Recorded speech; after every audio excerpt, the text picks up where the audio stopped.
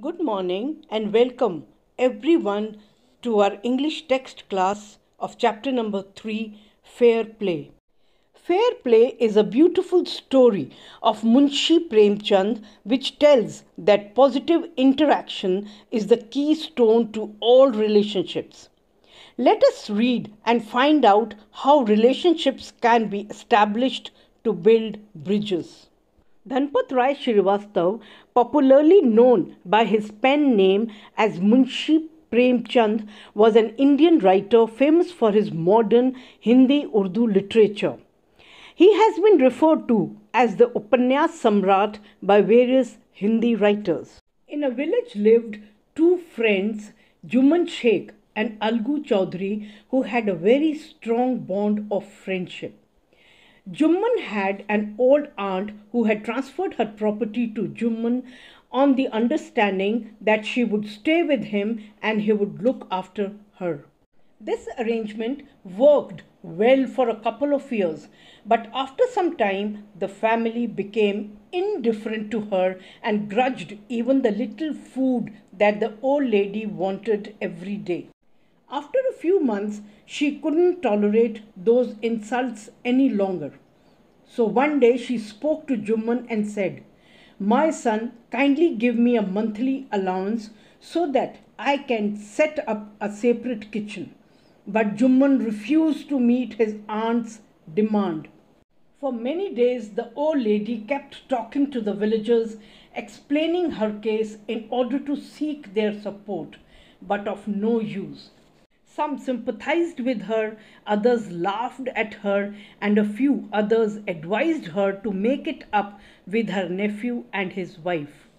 At last she went to Algu Chaudhary and pleaded him to make Jumman understand her situation, but Algu showed helplessness and refused to say anything as Jumman was his best friend. Then Jumman's aunt lost her patience and decided to take the case to the village panchayat. Panchayat children in olden days was a platform for sorting out domestic quarrels among the members of family. The panchayat was held the same evening under an old banyan tree. There Jumman's aunt nominated Algu Chaudhary as the head punch and said, "The voice of Punch is the voice of God. The Punch knows neither friend nor enemy." Jumman could not hide his joy because he was sure that Algu will take his side.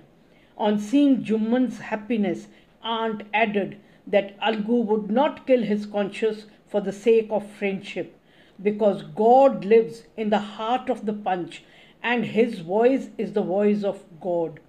The moment Jumman became head punch, he realized his responsibility as a judge and the dignity of his office.